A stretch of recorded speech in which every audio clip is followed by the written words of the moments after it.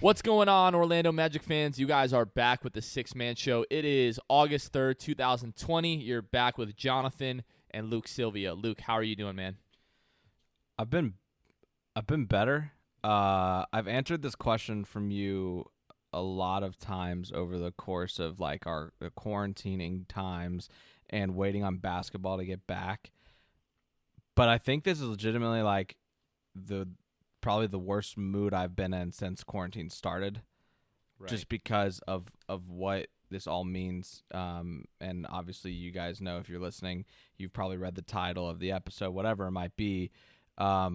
It's not a great night for Magic fans, a night where, the Magic just jumped on top of Sacramento early, and then to get to the point where, we're having to talk about J.I.'s injury. All of a sudden he goes down and kind of just changes the trajectory of the night, the rest of the season, next season probably, and just the trajectory of the franchise. And that might sound dramatic, and Jonathan and I have talked back and forth about it off the air, but no, it really does feel like this night could define a lot of things for the Magic organization over the next few years. Yeah, 100%. As I sit here and slam my non-alcoholic Heineken, as I have non-alcoholic fatty liver disease. I'm not allowed to have alcohol, but this is the closest I can get to it right now, and I'm just gutted, man. I tweeted that out from the podcast. Anybody that doesn't know what we're talking about, the Magic are up, 30 points in the third or fourth quarter early. My mind is just a blur right now, but Jonathan Isaac drives down the lane, hop steps around a defender as he plants his legs. His left knee just buckles, and he just falls to the ground in pain, just like excruciating pain, holding on to that left knee. And you just see all the players on the floor, on the bench, just like Wes Iwundu, Aaron Gordon, like just basically in tears, as Jonathan Isaac is in tears and was basically wheeled off from the floor in a wheelchair. He's going to have, the initial testing at the bubble. Mark Spears is reporting that the Magic fear that Jonathan Isaac has torn his ACL. Woj is just tweeting out and confirming that Jonathan Isaac will be able to have the MRI. He's on his way to have the MRI right now, so we're really just waiting to hear back, as far as what's going on with Jonathan Isaac. We're all fearing the worst. The Orlando Magic community in its entirety is just gutted right now. I don't know any other way to explain it, Luke. Yeah, like I kind of iterated already, but I mean it changes a lot for this team this year and for this organization as a whole, I think. Hopefully it's not as bad. I mean, I said this when we were live streaming earlier, but my hope is that he was shocked by the injury, and that it is not as bad as it might have looked. Now, with that being said, a lot of those guys with non-contact injuries like J.I. had tonight, when you know, and J.I. seemed to know. And that is not something you want to see as a Magic fan, as an NBA fan. And then the other thing is, you've got people saying, oh, well, he shouldn't have been playing. Cliff shouldn't have put him in. But, guys, I mean, he had only played 15 minutes. It's not like he was driving him into the ground playing him 25 tonight. Like, he had played 15 minutes. And, as a result, he has that freak accident. But the honest truth is his body, his knee couldn't handle that move. And who knows when it happens. It might have just been in due time. It might have been a freak thing, but with it already being injured and it's what he's recovering from, he's wearing that big bulky brace. Man, there's really no way around it. Like it sucks, and our prayers go out to Jonathan Isaac, because that video they gave us from the camera shot of him being wheeled back to the locker room with tears in his eyes, wiping those tears away. I mean, that there's nothing worse than that moment as a Magic fan and as a Jonathan Isaac fan and as Jonathan Isaac himself. I'm sure he will say that. that's probably this is gonna be one of the toughest times of his life. I mean, he faces, he catches some crap the other night for standing during the anthem. He's already coming back off that injury. I mean, luckily, I would think that J.I. is in a good place in terms of mentally, because if I feared that he wasn't, I mean, this is very dark for him, and unfortunately, he's gonna have to bounce back from this just like he did the first injury. But we all know J.I. We know his makeup. We know how he is as a person and who he is as a man.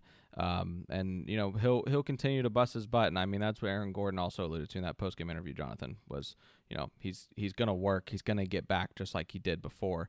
It's just a matter of when. And I think you and I, we said a few minutes ago off air that this is not the episode that we plan on having tonight, right? Like midway through the third quarter, we're just. You and I are talking about, what our favorite condiments are to use on sandwiches, because the game was just over, and we were on our way to just talk about how the Magic have just had this offensive explosion over the last 6 regular season games, and just all right, so what's it going to look like against the Pacers? Are we really going to be able to match up with Toronto and Boston and different things like that? And then. Jonathan wasn't having the best offensive night, and you and I are watching the game on a stream delay thanks to Hulu, and we get a comment in the chat here that it was like JI, and it was like a weird emoji, and I thought they were referencing to him just not having a good offensive night, but then literally I turned my head back to the screen, and Jonathan Isaac just goes down in a heap, right. and we did plan on talking about. Jonathan's, stance from the other night, the stand the literal stand that he took, and everything like that. And I think at some point we will circle back around to that, but, my emotions, my mind, my heart have just instantly just been shifted towards this terrible situation where this kid who, like you said, has worked so hard to get back, was really, officially getting on a lot of people's radars, especially with the first scrimmage, against the Nuggets, and then, the other night, the way that he played, the efficiency that he had against the Nets. Didn't have his best night, tonight, but there were still, flashes of him doing some, really great things. And now, like you mentioned, we're talking more than likely without J.I. the rest of the way this season. If it's really an ACL, probably all of next season. And then at least the majority, but yeah. Yeah, and then, I was just kind of if we turn around and start the next season in December, he probably misses the entire season. Yeah. You know what I mean? And now we're talking about, this potentially altering the trajectory of this franchise. Just the last few weeks, you and I have been talking about what are the paths to the Magic becoming true contenders in the East over the next 5 to 10 years. We kind of got that spiel from Hennigan, right? Hennigan wanted to put together a sustained, successful winner, and then with moves like trading Tobias Harris, trading Victor Oladipo, we realized that wasn't really the goal of Hennigan, or at least the franchise, right? But with Weltman and John Hammond, it really seems like that's the goal. But we're talking about if Jonathan is going to be this, elite defender, if he can become a 16 to 20 point scorer a night, that would be amazing. And then if Fultz is really good, that's going to be great. If he becomes a shooter, that's going to take us to the next level. Then if Aaron can figure it out, or if Mo can figure it out, and then you add Okiki into that mix, we're talking about a core, a young core, that we really could become contenders in the East for the next 5 to 10 years, right?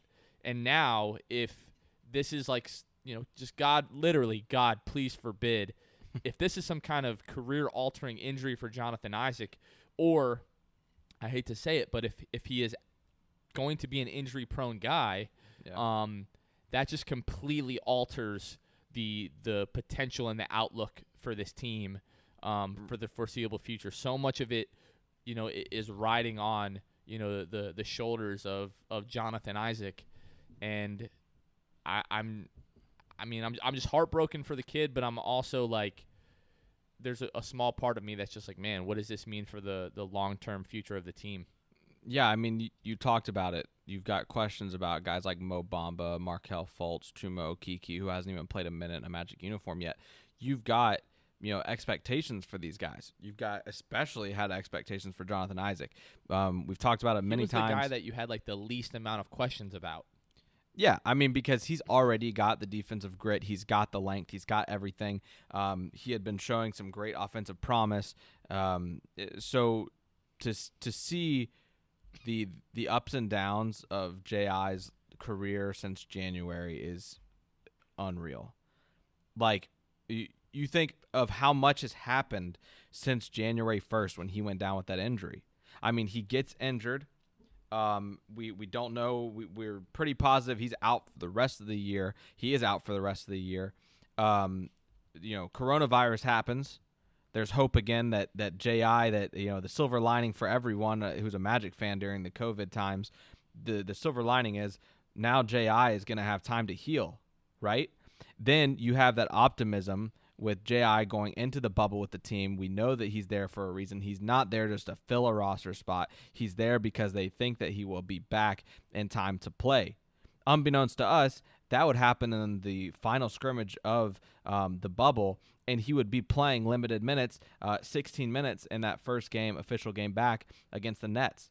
I mean, you talk about a roller coaster of emotions for the Magic fan base, but most importantly for Jonathan Isaac.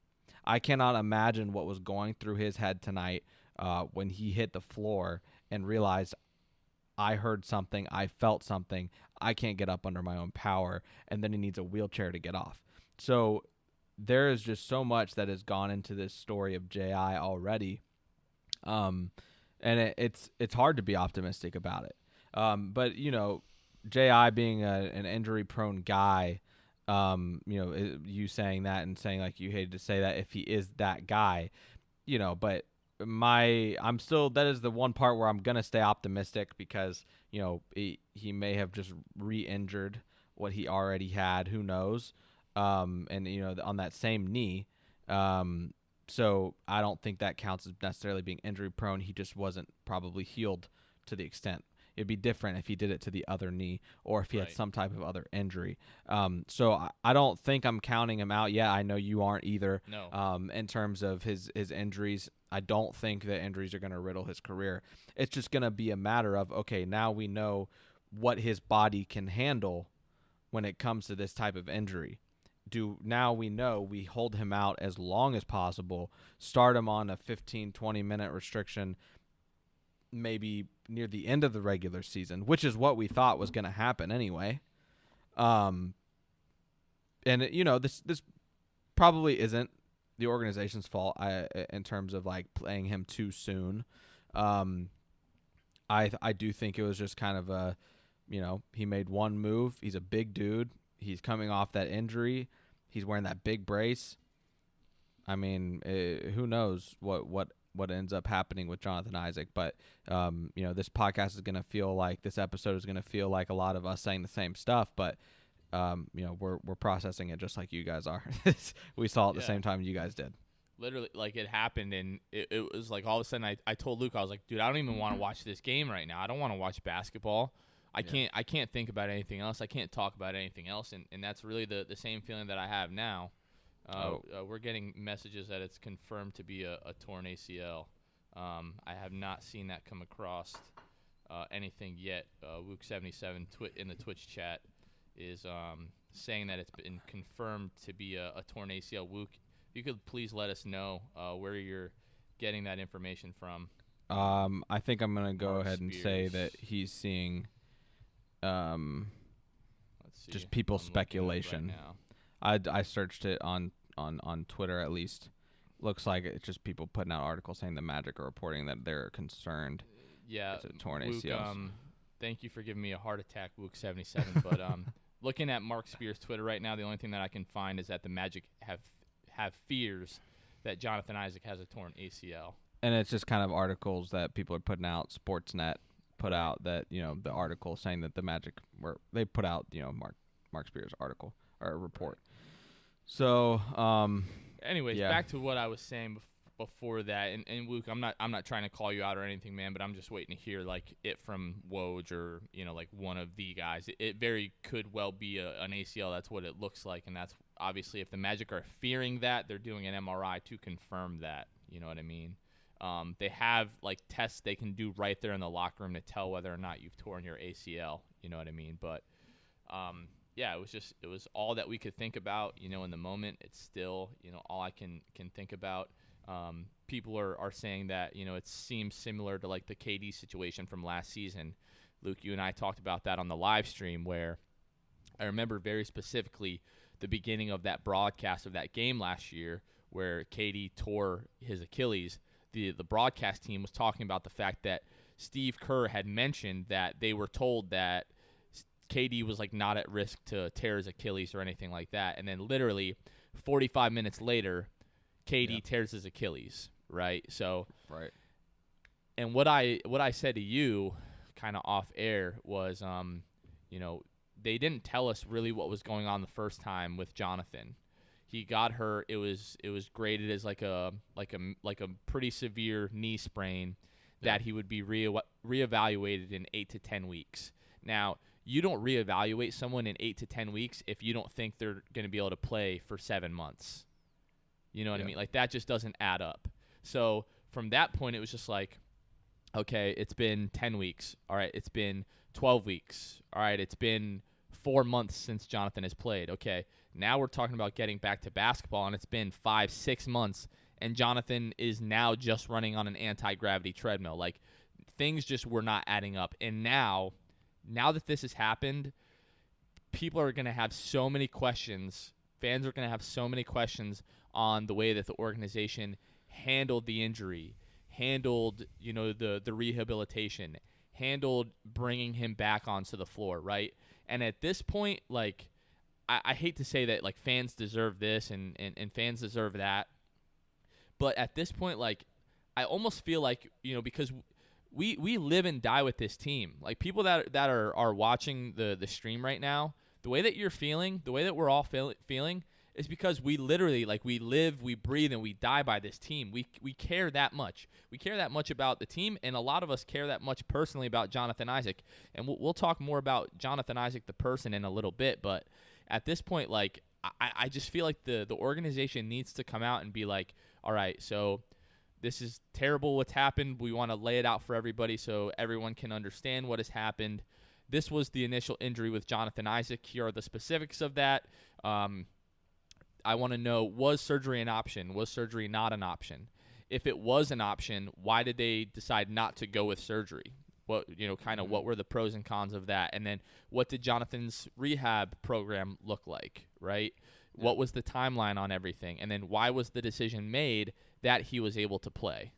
So at this point, like, I just have so many questions, from the organization as far as, how this was handled. Like, if this was a legitimate possibility that he could re-aggravate it, or that, if that injury wasn't completely rehabilitated, that there was a, increased risk of him having a significant injury like this, then, like, this has just been completely mishandled.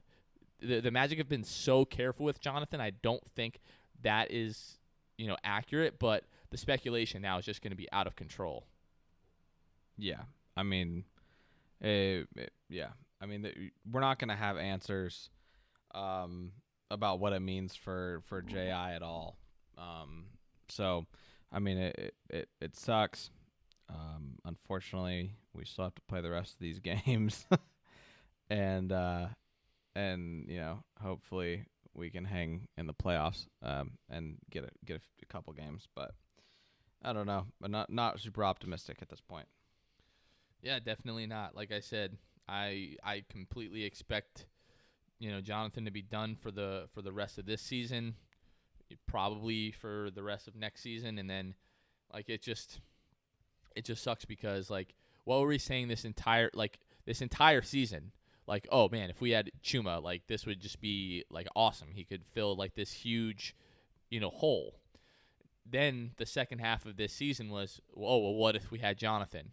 And now next season, we think we're going to have Chuma, but the entire time we're gonna be like, man, what if we had Jonathan? Yeah. Right. There's just so many question marks, man, and I mean, I don't know. Like we said, this episode is not what we expected, and we're just kind of waiting like everybody else to see what's to come. I mean, there's really not much else to really touch on because there's not much else to say in regards to the injury. No, and I mean, you could get in and talk basketball all day, but the honest truth is like, it's the least important thing. Yeah, that's going on right now. It doesn't really like, even if important. we were talking Magic basketball, like the results of the last 2 games mean nothing in comparison to what possibly just happened with Jonathan. Yeah, that's the craziest thing. It's just we don't know. There's no answers. We don't know what it means. We don't know how long he'll be out. I mean, and unfortunately, I'm not going to trust Orlando with any reports that they give us in terms of a timetable. I just like, right. We can't seem to get a straight answer out of them. And we kind of jokingly said that last week, on the podcast when it was announced that Jonathan was coming back for, the final scrimmage. Like, we're just not going to trust the front office as far as, like the injury reporting.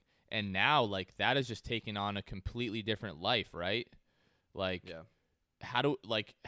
If you're willing to risk, like, outside of this being a freak thing that happened, which just, like, the odds of that right now is just, like, given his injury history the last 7 months, it doesn't seem likely that this is a freak incident. Like, how are we supposed to trust you with, like, our, like, literally the future of the franchise? How are we supposed to, like, listen to what you guys are saying if they're not being transparent and coming out and tell us exactly what happened and what is going on? Like, if they're going to keep everything hush-hush behind closed doors still, it's like, what are we doing here? Yeah. That to me, that would be a serious slap in the face to Magic fans. Yeah, but unfortunately, I think that's what we see. I think we just see, the organization just kind of keep it under wraps. What you see with the organization is what you get as a fan. I mean, it's just all it is. Well, I knew that this was going to be, an emotional podcast for me one way or the other. It really was going to have to do with J.I., one way or the other. Obviously, I never saw this, coming to happen, but I feel like, there's a lot of things that we're not talking about right now on the podcast, mainly basketball specific because it just doesn't seem important. But given, what has happened to Jonathan and just the way that, way too many people are reacting to that, Luke, I feel like we still need to have the conversation. You know what I mean? Yeah. So, yeah, I mean, I'm sure you guys have seen it. You're all watching this. You've been searching for any Jonathan Isaac news you could find since it happened. You've seen reporters like Mike Bianchi put out just outlandish things. Gross. And how he phrases it. And, for those of you that don't know, he just tweeted out something saying Jonathan Isaac tore his ACL, who was also the first basketball player to not kneel during the national anthem. It's just like, why are we paralleling that? You obviously are trying to connect the dots for people, and like now that people see that, maybe you get a rise out of them, maybe you get more views, maybe your show gets more listens, and it is pretty gross. And then even grosser, I think, is just the people who are typing on their phones or keyboards, saying things on posts like, this is what you get. This is karma. Karma doesn't miss. People that are celebrating and just like hashtag Black Lives Matter. Like, man, I don't know what else you want from him, being the fact that Taylor Rooks asked him point blank period, do you believe Black Lives Matter? And he said, oh, of course, absolutely. Like, I don't know how specific I need to get for you guys, but obviously he knows and thinks that Black Lives Matter. So just these these ridiculous things that people don't do their research. They don't care. They'd rather spend their time hating. Unfortunately, that's what social media is. As a whole, is just a place where people can, it's just a bunch of idiots with a microphone. And unfortunately, that's where everybody basically has their own talk show when they have social media. And some have a better talk show than others. A lot of y'all are absolutely ridiculous, loved and are fueled off of hate. Something that Jonathan Isaac is definitely not fueled off of. He's definitely not fueled off of hate, and a lot of you guys are. I'm obviously not talking to everybody, listening to the podcast, but who knows? Like, who knows who falls into that category? I don't know which one of you guys, search podcasts. If you're in the offended morning. by what Luke is saying right now, that's probably you. Yeah, and the thing is like, some of you guys might have searched Jonathan Isaac or J.I. in your iTunes this morning, and when you guys hear this podcast on record, and maybe it's because you're celebrating something like this. Maybe you're looking to get a rise out of us, and congratulations, you got it. Like I will gladly give you guys a rise out of something so stupid like this. If you guys think J.I. is a bad person, and you're making comments like that, you are 100 times worse than J.I. will ever be. And it sucks, man. It sucks for that those people exist, that they would do stuff like that. Kind of speaks to our country as a whole, and to this world as a whole. How many holes that we have as a country, especially, and just how much we love to hate, how much we love to gossip, and how much we love to tear others down and disagree, and we live for arguments. I think it's just, you guys need to understand, like, this is a guy's future.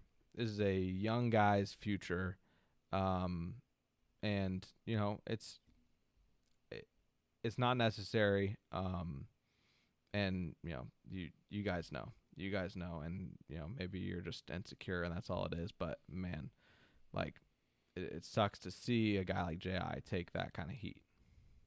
Yeah, and what somebody just kind of alluded to in the Twitch chat here is, and just kind of what has been on my mind and what has been on my heart, leading up to today, and before the game, and Jonathan again decided today that he was not going to kneel, during the anthem when literally everyone else was kneeling, and again he did not wear the Black Lives Matter T-shirt. He was wearing the gray Magic shooting the warm-up shirt, right? And kind of just what has been on my heart, Luke, is just seeing people that didn't get it, right?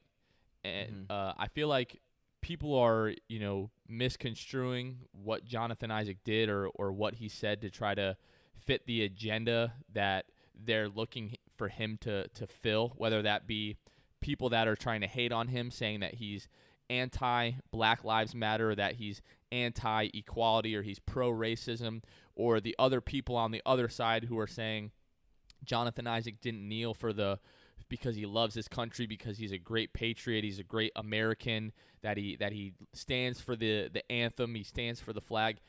Both of those could not be further from the truth, right? Jonathan Isaac, right after the game, took the heat from all the reporters, everybody. He knew what was coming, right?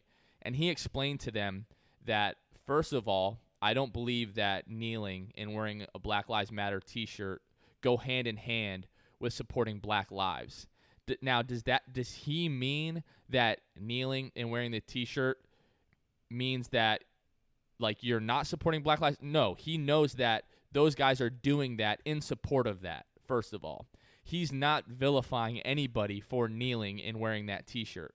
What Jonathan was saying was that just because I'm not kneeling and not wearing a T-shirt doesn't mean that I support Black lives. On the other hand, just because you do those things, that doesn't also mean that you do support Black lives. There's going to be a lot of people kneeling and wearing that T-shirt that might be the only thing that they do, right? And to each their own. I'm not casting judgment on anyone. But let's just be very clear about what Jonathan Isaac said. The next thing that he said was that he felt it necessary to take a stand to point out the fact that there are a lot of problems in our world. Yeah. Being a Christian, and I'm not trying to turn this into a podcast about our religion. Luke and I have discussed our religion on the podcast plenty of times before. We don't hide it. It's part of who we are. So we would be doing ourselves a disservice if we did not bring that up when it is appropriate, and I feel like at this time it's appropriate, right?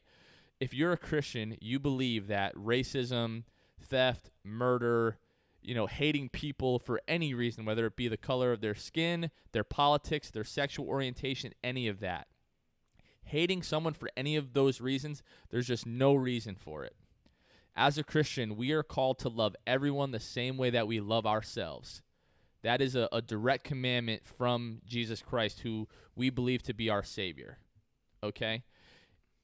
The issue that all of those things fall underneath is what we call sin, which is a direct separation from human beings and God, who we believe to be our Creator. Okay? Racism is just one of the things that falls underneath the umbrella of sin.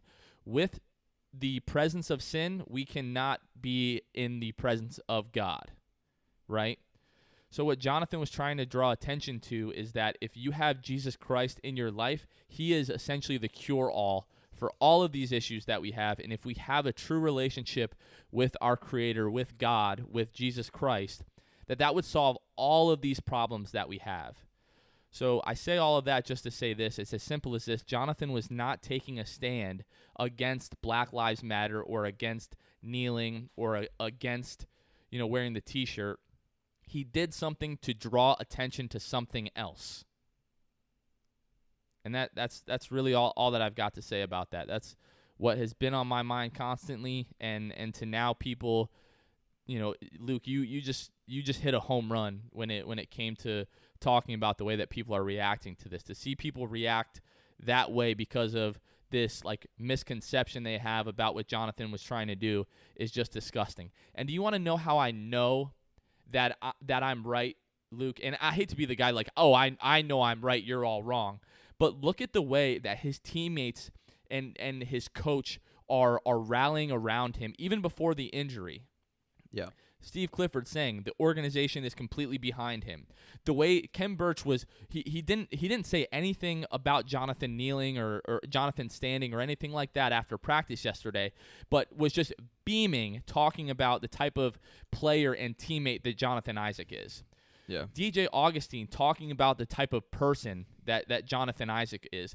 During the scrimmage against the Nuggets, the way that the entire bench was reacting to Jonathan Isaac, like Aaron Gordon tonight after the game, the way that he's talking about Jonathan Isaac, the type of person, the type of man, the type of teammate that Jonathan Isaac is, you cannot tell me that his teammates are not standing with him and respecting his decision.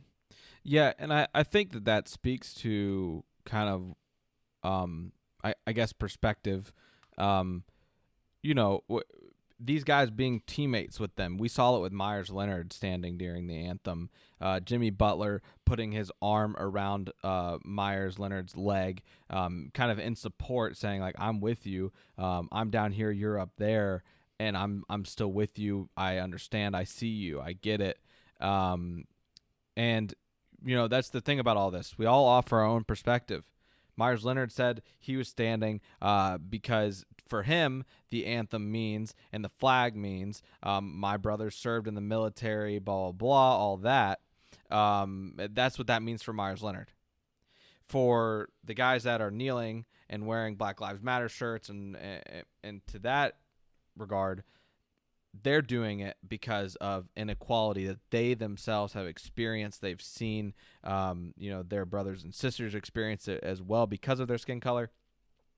There are so many different perspectives that are offered through this, Jonathan, and I can't help but know that they're supporting their teammate because that is their brother. That is someone that they love, that they have the utmost respect for, and I can't help but think that people would be just a little bit different with how they handled Jonathan Isaac's situation and Myers Leonard's situation if they knew them as people, if they were friends with them, if they were brothers with them. It is just like someone in your family, right?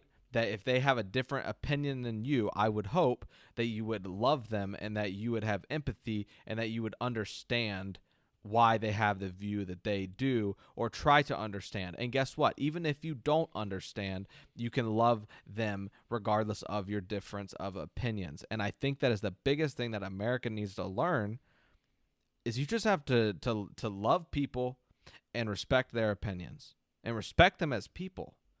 You are no better than them. And I think that's something that people just need to understand. I think that's something that if there is one thing we can take out of this whole pandemic, between the stances on, is COVID real, COVID is real, or do Black Lives Matter, or am I gonna stand for this? Am I gonna stand during the anthem? Am I gonna kneel during the anthem? Like, luckily for a lot of you guys, and for us especially, we know this. We're never going to be athletes that actually have to make that decision to stand during the anthem or kneel during the anthem. But guess what? Regardless of what I would do during that situation, what Jonathan would do during that situation, that's my brother, and I'm going to love him. And I don't care what that looks like and what he decides. Those are just, that's the facts. Like that's all that is just, when you really know someone, if you love them as you say you do, you learn and you lean to understand. You lean in to listen and not to speak and cause controversy. So, I think that probably wraps up kind of my take on the entire thing and what I've been thinking of these past few days as I've thought before I've spoke. In any regard, you stand during the anthem. That's great. I'm sure you have a great reason. I'm sure you don't hate people. You kneel during the anthem. That's great. I understand. I get it. I haven't lived the life you have. But I am educating myself and I'm getting better in that area. So, regardless of what you just decide to do as a professional athlete, I'm here to say that I understand it and I get it. And, I respect all of those opinions and what they do and what their actions are. I really don't think I can put it any better than that, Luke. I also think that Paul George, spoke really eloquently last night after the Clippers game. In his, interview, he was being asked about, the platform that they're using to try to promote this message, and unprompted, he brought up Jonathan Isaac. He says, I commend, Jonathan Isaac for the stand that he took. He's not wrong. He said nobody's wrong. He said that's really the most beautiful thing about this, is that people are able to have different voices and speak their own opinion, and not to turn this into us preaching or anything like that, trying to make people feel bad about themselves. That's not the goal of this, but it's just really discouraging, Luke, to look around our country, and obviously most of what we see comes from social media, but just to see that there's no room to be different from people anymore. Like, it's either I agree with you and I love you, or I disagree with you and I hate you. And I just feel like as a society, we just can't operate that way. There's not a true path forward. We say we want peace and we want equality, and we all just want to be able to live our lives the way that we feel we want to, or the way that we feel, the way we believe that we should. And we just kind of want to be, accepted, and we want to be tolerant of other people's beliefs. But all of that is a two-way street. You know what I mean? Mm-hmm. If you're a Democrat, or you're a Republican, or you're black, or you're white, if you claim that you want respect, you have to give it first.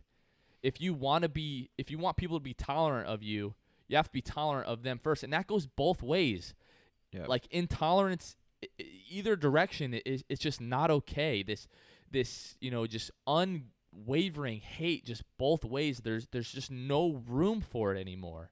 And it's just so discouraging and so, disheartening every single day to see that, we can't have different beliefs and different values without hating each other anymore. Yeah. And we're never going to get anywhere that way. And I'll probably leave it with this. I know I said I was done, but, as most people who know me know, I'm never done talking. So, no, but the thing is another thing that I've learned, because I feel like I've learned a lot in this last few months since everything's happened. People love to flaunt their freedom until someone decides to do something that goes against something they believe, when exercising their freedom without breaking the law.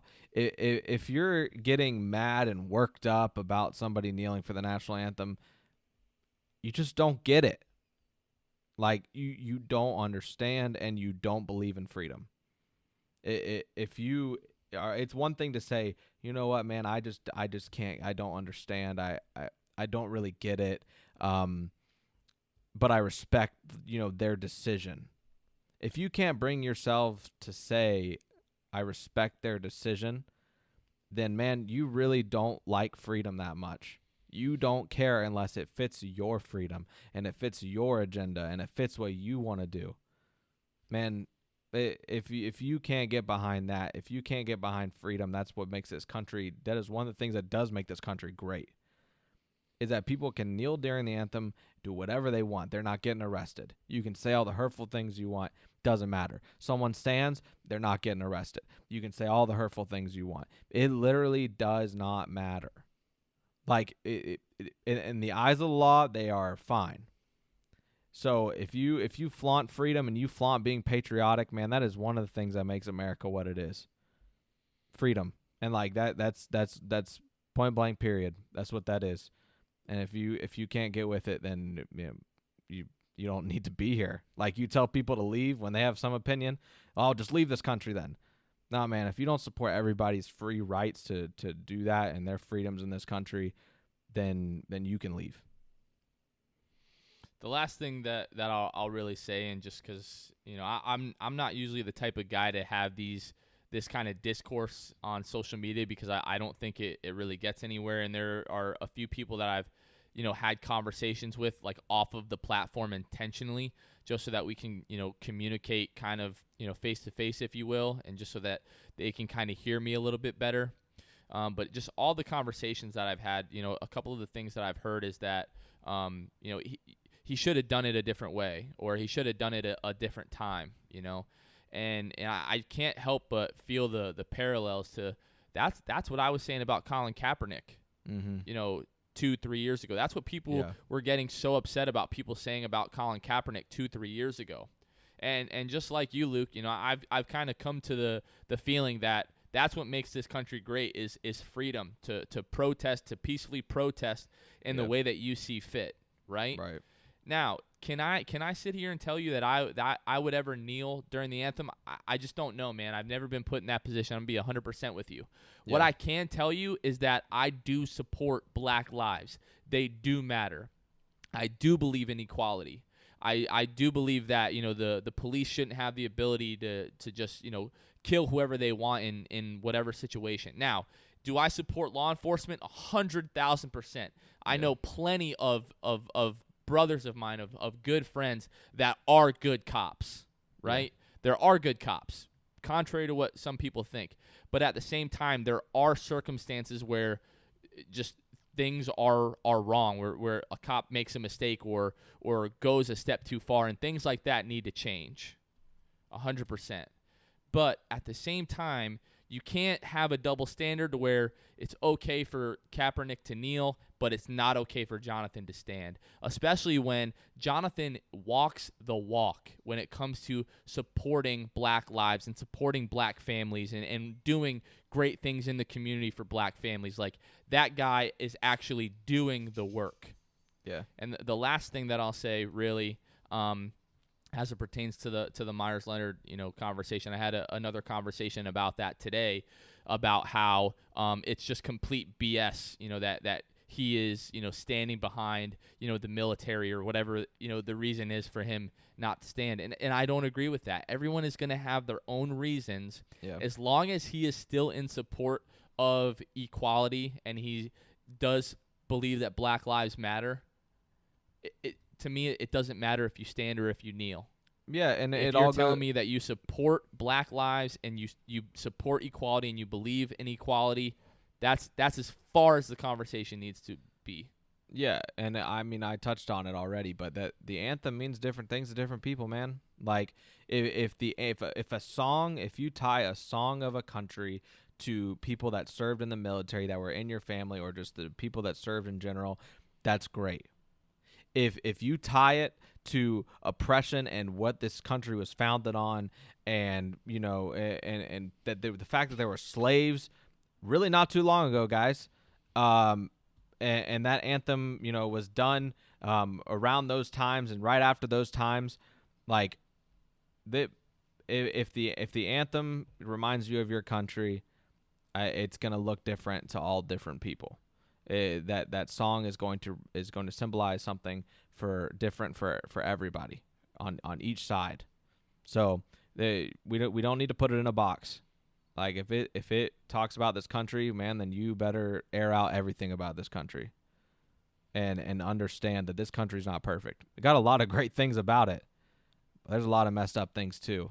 So yeah, the country's not perfect. I still think it's the greatest country in the world. I wouldn't want to live anywhere else, but we can't pretend like everything's perfect and we do everything right. We should always, as a society, we should always be trying to make progress and to make this a better country for everyone to live in. That's just what we should all be doing all the time. But that's about as much as I have to say about everything that we've said tonight. Really, outside of that, I've got that off my chest, and now my heart and my mind just goes back to Jonathan Isaac. About 45, 50 minutes ago, I think we got word that he was headed to the MRI. An MRI really only takes about 30, 40 minutes. So I think we should probably be hearing any time now what's going on with Jonathan. But Luke and I definitely, and I know all the Magic fans out there, we all wish the best for Jonathan. We hope that it's nothing and that we'll see him back in a Magic uniform before we know it. Absolutely. All right. Anything else, Luke? No, I think we're good. All right.